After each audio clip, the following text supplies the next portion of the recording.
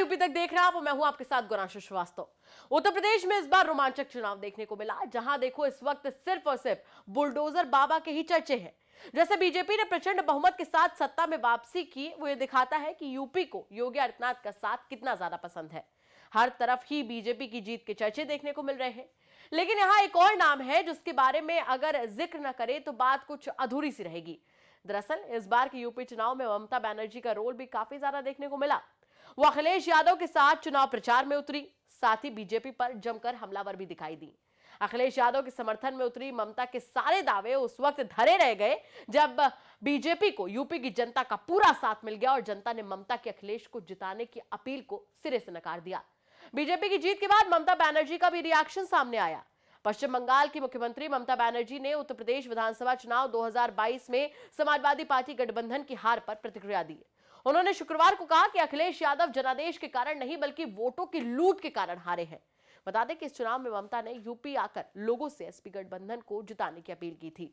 ममता ने कहा कि 4 राज्यों के विधानसभा चुनाव में बीजेपी की जीत जनादेश का सही प्रतिबिंब नहीं है। इसके साथ ही ममता ने बीजेपी पर चुनावी मशीनरी का उपयोग करके वोट लूटने का भी आरोप लगाया। उन्होंने कहा कि कुछ राज्यों में जीत हासिल करने पर बीजेपी को अधिक हल्ला नहीं करना चाहिए। यह जीत लोगों के जनादेश का सही प्रतिबिंब नहीं है। यह फैसला वोटों को लूटने के लिए चुनावी मशीनरी के खुले तौर पर इस्तेमाल के कारण है। ममता बनर्जी ने बीजेपी नेताओं के एक वर्ग के इन दावों को भी खारिज कर दिया कि 4 राज्यों में जीत 2024 के लोकसभा चुनाव के लिए लोगों की भावना को दिखाती है। उन्होंने कहा कि बीजेपी को दिन में सपने नहीं देखने चाहिए। सुनिए क्या बोली ममता बनर्जी। जिसमें आप कहा रहे हैं कि यूपी में बीजेपी जीता है, आप अगर इसको अच्छा से कैलकुलेशन करेंगे तो आप देख लो, अखिलेश जी का वोट था पहले 21%, अभी उसको 37% का आसपास वोट मिला। वो लोग जब गवर्नमेंट भी बनाया था अखिलेश, तब भी उसका वोट परसेंटेज था, सो फार I know 36% something. Akhilesh ji का आसन 78 बढ़ा और बीजेपी का लॉस हुआ, 54 आसन सीट लॉस हुआ।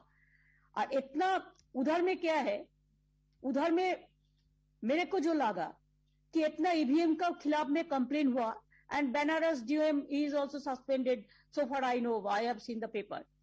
So if A DM is suspended because of his EVM machine को उठाने के लिए, तो ईवीएम मशीन को छुपाने के लिए, तो ये तो बहुत बड़ा ये ग्रीवेंसेस है।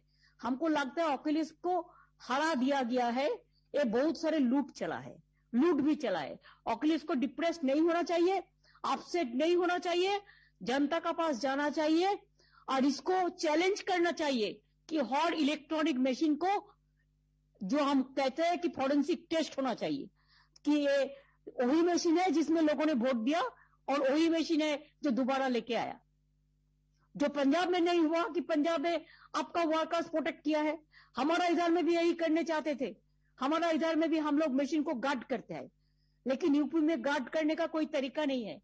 तो अखिलेश अगर हारा है, बीजेपी अगर जीता है, तो पॉपुलिस्ट वोट के लिए नहीं जीता है, पॉपुलर मैंडेट नहीं मिला, लेकिन इसको मशीनरी का मैंडेट मिला। बता दें कि ममता बनर्जी अखिलेश यादव के लिए यूपी में जमकर पसीना बहा रही थी, लेकिन बीजेपी ने और यूपी की जनता ने उनकी सारी मेहनत पर पानी फेर दिया।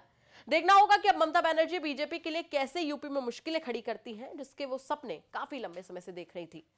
तो ये थी हमारी खबर। आपको कैसी लगी कमेंट करके जरूर बताएं। साथ ही साथ उत्तर प्रदेश से जुड़ी तमाम छोटी और बड़ी खबरों के लिए आप बने रहें यूपी तक के साथ। तब तक के लिए नमस्कार।